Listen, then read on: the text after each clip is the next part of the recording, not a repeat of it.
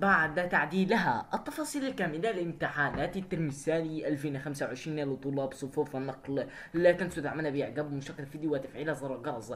تصدرت القرارات الأخيرة لوزارة التربية والتعليم الفني بشأن تعديل موعد امتحانات نهاية العام الدراسة 2025 لطلاب صفوف النقل بالمرحلة التعليمية الابتدائية والإعدادية والثانوية، ومؤشرات البحث والاهتمام أولياء أمورهم والطلاب خلال الساعات السابقة، وذلك عقب الإعلان الرسمي عن تبكير موعد عقد امتحانات في عدة محافظات. وطبقا للخطاب الرسمي الصادر من وزارة التربية والتعليم الفني، فإن امتحانات كل من الصفين الأول والثاني الثانوي العام سوف تعقد بدءا من 21 مايو 2025. وفي حين تنطلق امتحانات صفوف النقل لكل مرحلتين الابتدائية والإعدادية يوم 22 مايو 2025، وذلك بدءا من الموعد المقرر لها وسبقا في 24 مايو.